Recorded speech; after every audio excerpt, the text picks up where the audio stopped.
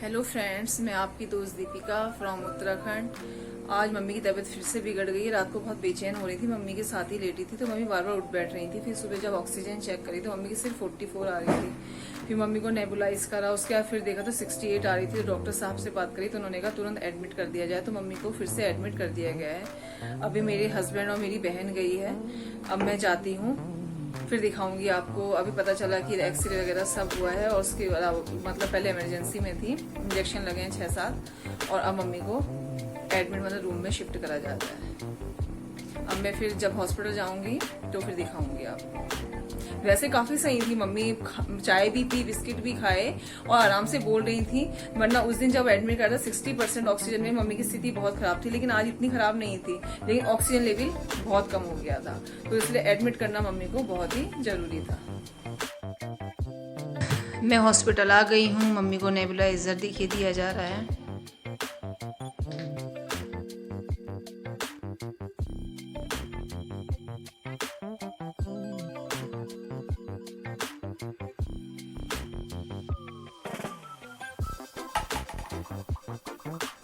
इस समय group Maggi खाई जा रही है।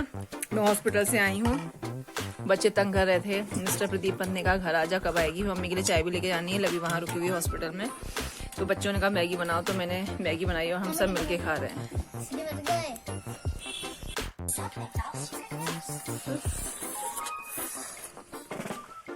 मम्मी की ब्लड टेस्ट की रिपोर्ट आ गई। हीमोग्लोबिन खाली 9 ही आया है और एक्सरे भी गड़बड़ ही आया है।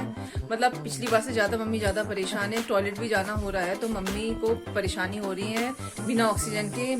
मम्मी अजीब सी सांस बहुत ज्यादा फूल रही है तो ऑक्सीजन देना पड़ रहा है। तो इस बार लग रहा है कि मम्मी को ऑक्सीजन की जरूरत पड़ेगी, तो अब की बार जब भी घर आती है मम्मी ऑक्सीजन का इंतजाम करना ही पड़ेगा। मतलब मम्मी की तबीयत बहुत अच्छी नहीं है। इस टाइम में घर आई हूँ, कंबल लेके जाने हैं और मम्मी का खाना लेके जाना है। लवी के लिए भी खाना ले जाऊंगी क्योंकि मेरे हस्बैंड रामनगर गए हैं कार लेने के लिए। एक कार थी यहाँ लेकिन उसमें सामान जाना था, तो इस वजह से उन्होंने कहा मैं ले आता हूँ, क्या पता कब जरूरत पड़ जाए। रात को भी आ सकते हैं और सुबह भी आ सकते हैं।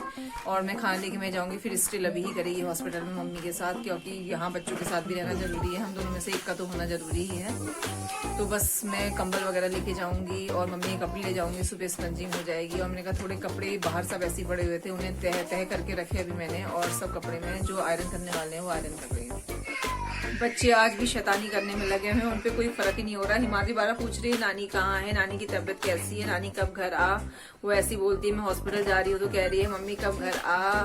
मैंने कहा आ रही हूँ, अब खाना लेके मैं जाऊंगी, क्योंकि आज मूड ऐसा ही रहा। मम्मी की तबीयत खराब होती है, अचानक इतनी तबीयत खराब हो गई। कल तक लग ही नहीं रहा था कि इतनी तबीयत खराब हो रही है।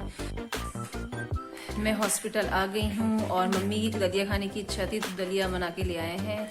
वैसे सब्जी रोटी भी आई है, अब देखते हैं। पहले मम्मी कह रही मैं दलिया ही खाऊंगी। मम्मी इधर बैठी हुई हैं।